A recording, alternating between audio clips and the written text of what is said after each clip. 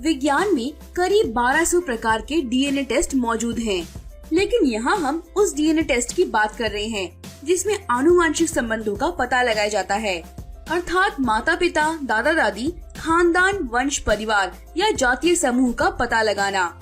इसका उद्देश्य उत्तराधिकार और संपत्ति के विवादों को या दूसरी तरह की भावनात्मक गुत्थियों को सुलझाना है।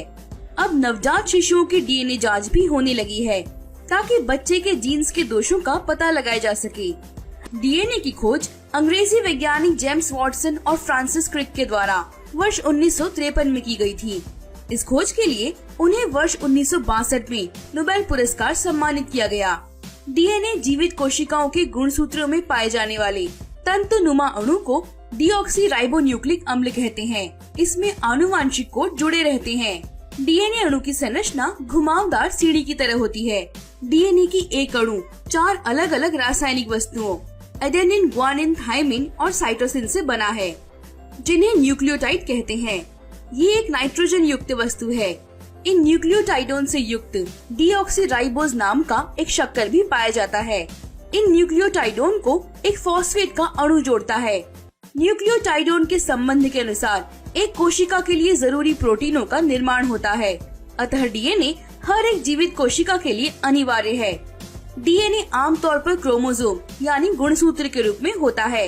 एक कोशिका में गुणसूत्रों के सेट अपने जीनोम यानी डीएनए में मौजूद जीन का अनुक्रम का निर्माण करता है। मानव जीनोम 46 गुणसूत्रों की व्यवस्था में डीएनए के लगभग 3 अरब आधार जोड़े हैं। बता दें कि जीन आनुवंशिकता की मूलभूत शारीरिक इकाई है जो एक पीढ़ी से दूसरी पीढ़ी में स्थानांतरण होती रहती है। यानी इसी में हमारी आनुवंशिक विशेषताओं की जानकारी होती है, जैसे हमारे बालों का रंग कैसा होगा, आँखों का रंग क्या होगा या हमें कौन सी बीमारियां हो सकती हैं। ये जानकारियां माता पिता से उनके बच्चों में डीएनए के माध्यम से स्थानांतरित होते हैं। इसी वजह से ये भी कहा जाता है कि इंसान का डीएनए अमर होता है, जो एक पीढ़ी से दूसरी पीढ़ी में स्थानांतरित होता रहता है। ये जानकारी कोशिकाओं के केंद्र में मौजूद जिस तत्व में रहती है उसे डीएनए कहते हैं। जब किसी जीन के डीएनए में कोई स्थायी परिवर्तन होता है तो उसे म्यूटेशन या उत्परिवर्तन कहा जाता है। ये कोशिकाओं के विभाजन के समय किसी दोष के कारण पैदा हो सकता है या फिर पराबैंगनी विकिरण की वजह से या रासायनिक तत्व या वायरस से भी हो सकता है। डीएनए की फुल फॉर्म डीऑक्सीराइबोन्यूक्लिक एसिड है। ये जीवों की सभी कोशिकाओं में मौजूद होता है। डीएनए टेस्ट से किसी व्यक्ति के बायोलॉजिकल फादर या मदर का पता लगा सकते हैं। ज्यादातर मामलों में ये बच्चे के पिता का पता लगाने के लिए इस्तेमाल होता है। कुछ केस जैसे कि एग डोनेशन या सही माँ का पता नहीं होने आदि में इसे इस्तेमाल किया जा सकता है। डीऑक्सीराइबोन्यूक्लिक एसिड या डीएनए जीवों में पाया जाने वाला जेनेटिक मटेरियल है। ये डबल हेलिकल संरचना है। डीएनए के प्रत्येक अणु डबल हेलिकल है। जीसी और एटी बेस के बीच हाइड्रोजन बॉन्ड से ये 2 हेलिक्स को जोड़ते हैं। ये प्राणियों में आनुवंशिक या जेनेटिक पदार्थ का काम करता है। इसमें जीवित चीजों के विकास और कार्य के लिए आनुवंशिक निर्देश होते हैं। आनुवंशिक जानकारी डीएनए में न्यूक्लियोटाइड के रैखिक अनुक्रम में की जाती है। डीएनए को एक ब्लूप्रिंट की तरह समझा जा सकता है। डीएनए निर्धारित करता है कि व्यक्ति कैसा दिखेगा और शरीर कैसे काम करेगा। डीएनए डीऑक्सीराइबोन्यूक्लिक एसिड का संक्षिप्त नाम है। डीएनए शरीर की सभी कोशिकाओं में मौजूद है और इसमें बुनियादी आनुवंशिक जानकारी है। डीएनए शरीर में हर घटक की संरचना और कार्य को नियंत्रित करता है। सभी में डीएनए पैटर्न अलग होता है, सिवाय आनुवंशिक रूप से समान जुड़वां छोड़कर। आधा डीएनए जैविक माँ से मिलता है और आधा जैविक पिता से। डीएनए की संरचना और महत्व। डीएनए मानव में और लगभग सभी अन्य जीव में आनुवंशिक सामग्री है। किसी मानव के शरीर में लगभग हर कोशिका में एक ही डीएनए होता है। ज्यादातर डीएनए सेल नाभिक में स्थित हैं।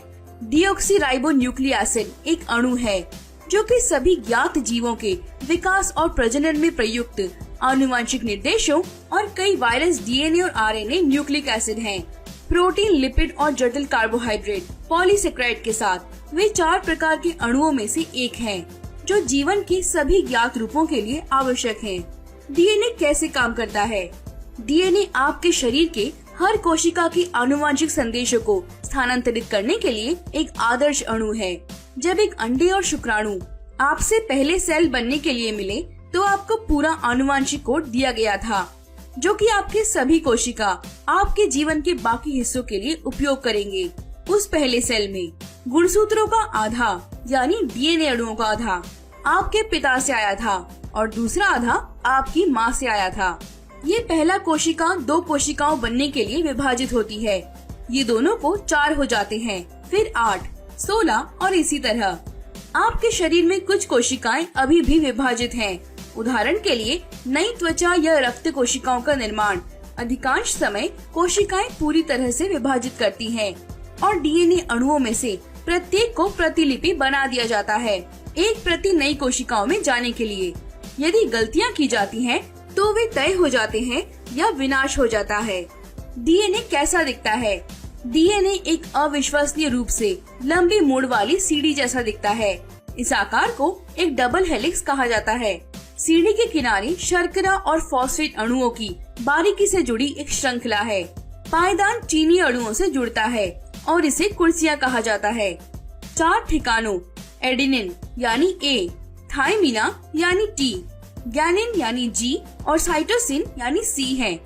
प्रत्येक पायदान 2 आधारों से बना होता है जो एक साथ लिंक करते हैं। और हम उम्मीद करते हैं हमारा ये वीडियो आपके लिए बहुत ही यूजफुल और हेल्पफुल रहेगा। अगर ये वीडियो आपको पसंद आया हो तो इस वीडियो को लाइक कीजिए और अपने दोस्तों को शेयर कीजिए और अंत में इस चैनल को सब्सक्राइब करना ना भूलें। Thank you friends.